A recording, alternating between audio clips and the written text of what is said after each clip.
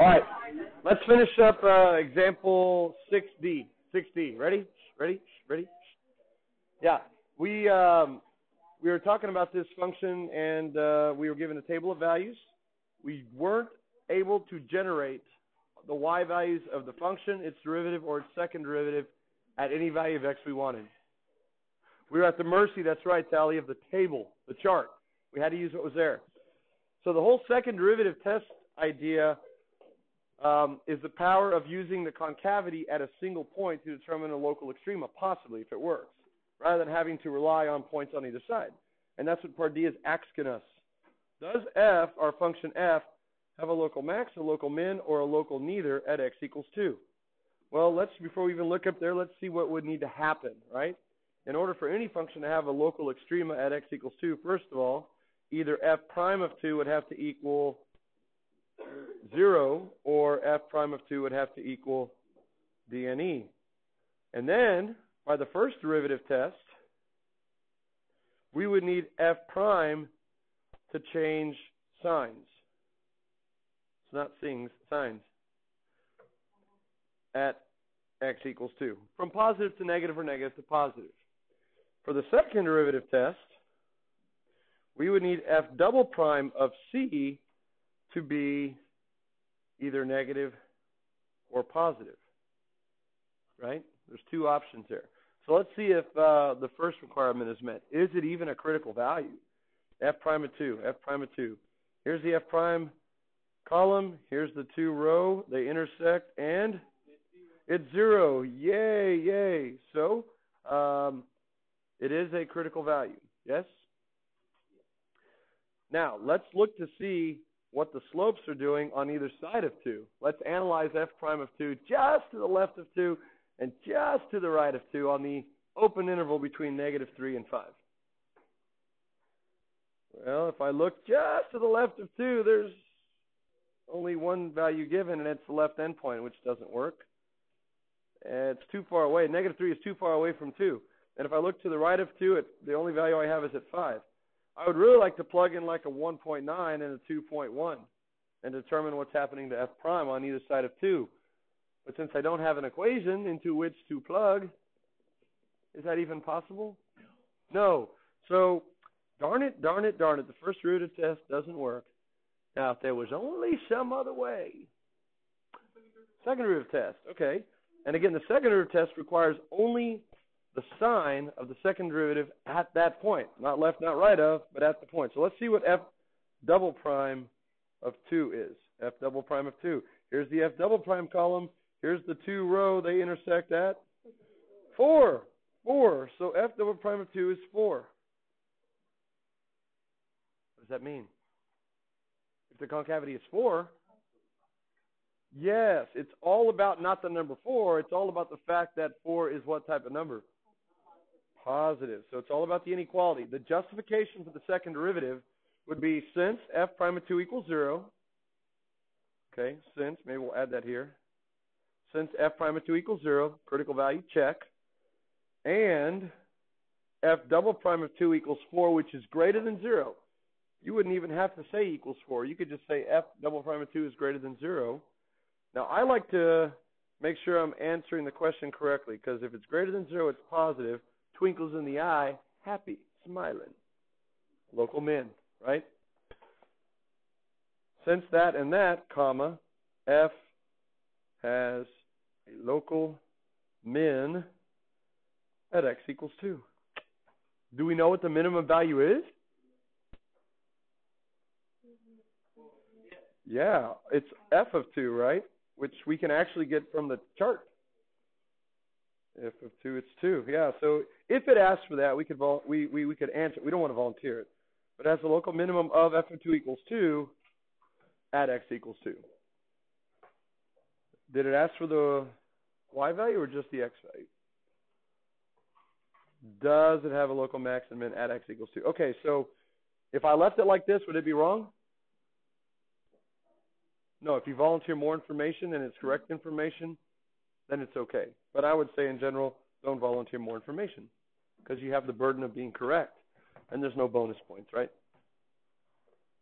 All right, any questions on this one? All right, let's move along to the next two, which are going to be using the graph of f prime to answer questions about f and possibly f double prime. The graph of the derivative f prime of some continuous function f, that's kind of important, on the closed interval from 0 to 9 is shown below. Answer the following questions in complete sentences. Okay.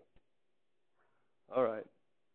A subject and a predicate and a verb and all that good stuff. Maybe a couple of descriptive words. Those are adjectives. Adjectives. Good. Part A. On what open intervals or interval is f decreasing? Justify. F decreasing. Decreasing. Decreasing. Okay. So decreasing means going downhill. So 2 to 3. Got it. Got it. 5 to 7. Got it. Yeah. And my justification is because the graph is going downhill. How many points am I getting for that? This many. I'm holding up a round object resembling 0.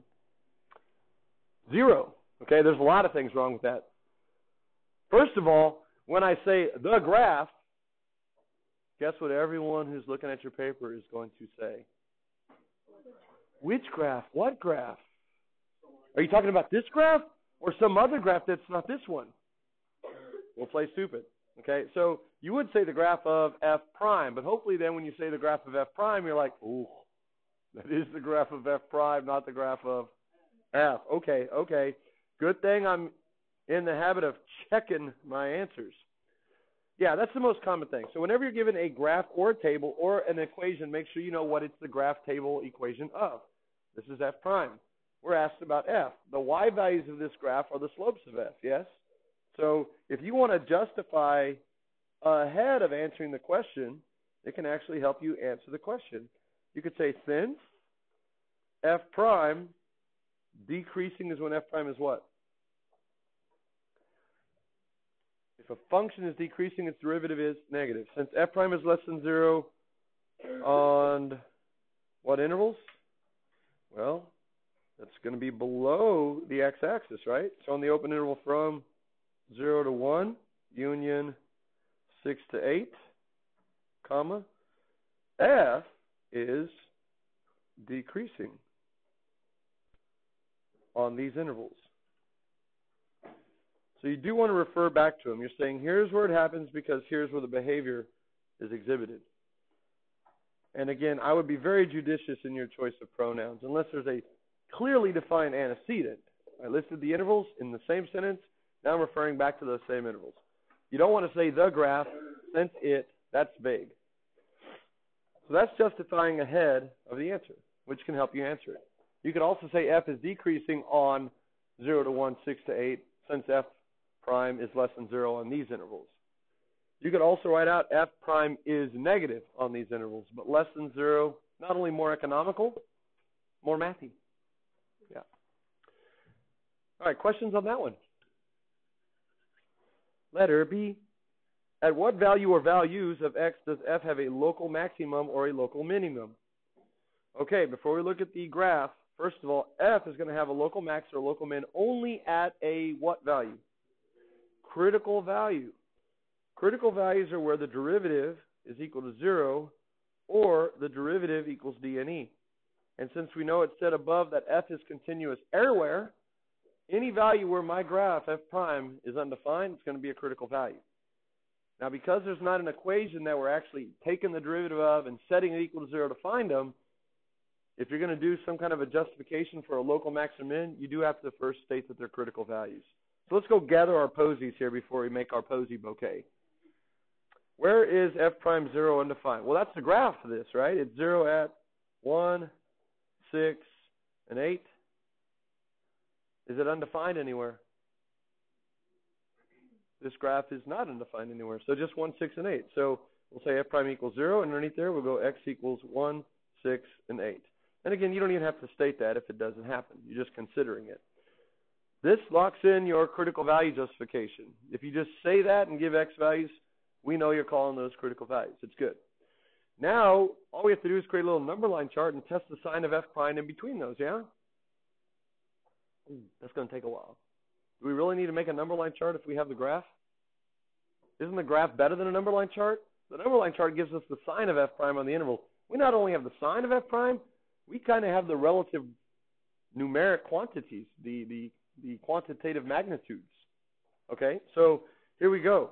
To the left of 1, f prime is negative, and to the right of 1, f prime is positive. That's going to be where our function f has a local what? Negative to positive would be a minimum, right? Okay, and at 6, f prime goes from positive to negative. That's going to be a local maximum. And then also at 8, f prime changes from negative to positive, so another local minimum. So 3 local extrema, yeah? 3 local extrema. 2 minimums, 1 local maximum. That right there could be a multiple choice question. I'm telling you how many of each you have. Now to justify. Okay, we could do the minimums together. So that's at 1 and 8. Here we go. F has local mins at x equals 1, comma, x equals 8. That would earn a check right there. Since it, is that right? Since it changes? No, since the graph, right? Can I just say since the graph? The graph of what? No. How about since f prime? Very economical. Since f prime changes from, now make sure you get this right. This is where I'm known to mess up. Okay, right. Negative to positive, negative. Negative to positive. Good. From negative to positive. Where? Yeah. You could either say at x equals 1, comma, x equals 8 again, unambiguously, or here's where you could judiciously use the pronoun at these points. These referring back to those. Now, do I need to write the sentence for the other one, or can someone just say it and we'll be happy with it? At 6. Who wants to try it? Start with that introductory adverbial clause.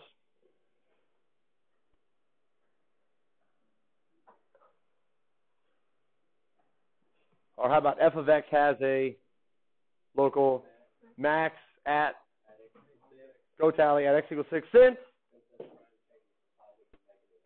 at x equals 6 also. Butamus, butamus, butamus. Butamus prime. That's the Cajun transformer. Butamus prime. All right. Any questions about that? On what intervals is f concave up? F is concave up when f double prime is whatative? Positive. We don't have the graph of f, so we can't just look at its curvatures. We have the graph of f prime. So that's going to be where the slopes of f prime, which are the second derivative of f, are greater than 0. Or you could say where f prime is what? If f prime slopes are positive, the graph is what? Increasing. Now, I would prefer, and this is just kind of like a strategy for the entire year, I would always prefer that you give some type of argument talking about sign changes, always. In this case, since it's not the first derivative test, you could say f prime is increasing. But I would still prefer you say the slopes of f prime are greater than 0, because if you get in the habit of saying something's increasing then decreasing, and you do that on the first derivative test, you won't get any credit, because you have to talk about a sign change in the first derivative. So if you just get in the habit of uniformly talking about sign changes, you're going to be in good shape all the time. All right, so the intervals where the graph of f is concave up, it's going to be where this graph is increasing. So that's going to be on the interval from 0 to 2, union 3 to 4, union 7 to 8. Everyone okay with that? I'm going to write it up here where I can see the work, and then I'll copy it and paste it down there. F is CC up like a cup. And again, I said on Cinco de Mayo, you'd write out concave. You could determine whether you want to write like a cup. That would be the descriptive part. I don't think anyone there is going to object saying, hey, I've seen a cup one time that wasn't so concave up. If you say more than you need to, it has to be true. And I have a cup at home that's concave down. Yeah, how? Right, how? I'd like to see that. F is concave up on the intervals from, the open intervals from 0 to 2, union 3 to to 5. Union 7 to 8. There's your check for the answer. Since? Now here's the thing. You always want to relate it to what's in front of you. If you just say since F double prime here, yeah, will we give you the benefit of the doubt? Probably not. Remember, the whole purpose of the free response is to clearly communicate unambiguously exactly what you mean. So if you want to categorically up here say that F double prime equals the slopes of F prime, now you can refer to F double prime throughout the whole thing, because now we know that you know what it is. But otherwise, you have to refer to the graph, since the slopes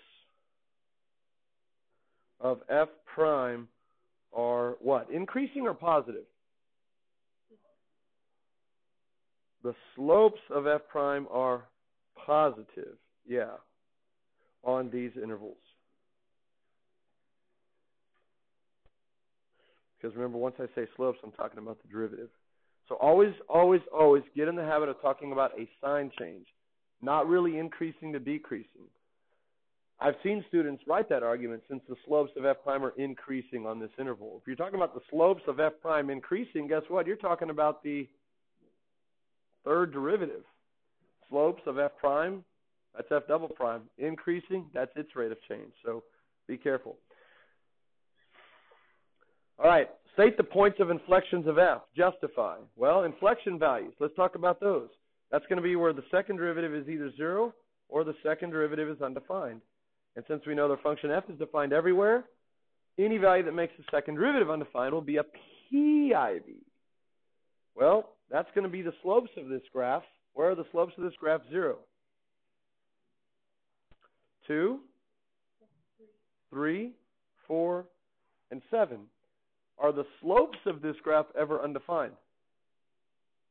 Are there any cusps on this graph, discontinuities, or vertical tangents on this graph? No. So those are the only ones. 2, 3, 5, and 7. 2, 3, 5, and 7. So here you go. You have your candidate list, and you've showed me how you've gotten them. Never D and E. Now I don't think we're going to have time for the sentences, so I'll just say it. Notice that all of them exhibit a sign change in F double prime because at each of these, the sign of the slope of F prime changes, right? The slope of F prime changes from positive to negative at 2. It also changes from positive to negative at 5. So you can group those together. So here's what I would write. F has inflection values. They're not just PIVs anymore. They're IVs. Has inflection values at x equals 2, comma, x equals 5. F has inflection values at x equals 2, comma, x equals 5. That's going to get a point. Since, here's the reason, since the slopes of F prime change from positive to negative at each of these. Since the slopes of F prime change from positive to negative at each of these. It wouldn't be incorrect to say since F prime changes from increasing to decreasing, but just don't get in that habit. You're always safe talking about a sign change. Additionally, F has inflection values at x equals 3 and 7 since the slopes of F prime change from negative to positive at each of these. And recall that there's no difference between an inflection point that changes from concave up to down versus down to up like there is for a local max or min. They're all inflection points. College Board still requires you to say how the sign changes and not just that it does. So get in that habit as well. And then the last part here, very quickly, assuming that f of 0 equals 0, sketch a possible graph, and then try to determine if there's any local max or mins. Okay, so to do that, I'm going to wipe out all this stuff here so I can have a clean slate. You don't have to. You can kind of pull it off to the side or reproduce the graph. This might have to wait till after lunch because this is a pretty important task. We've seen an example on a warm-up where we've taken the function and graphed its derivative. But this will be the first time we're going backwards. We have the derivative of the function. We're trying to construct its, what would be a good word for going backwards from a derivative? It's antiderivative. Yeah, we'll be sketching its antiderivative. All right, we'll do that after lunch. Okay? So have a great lunch. If you want to get a 30-second head start, If you get caught, just tell them I told you you can go to the bathroom. As a group.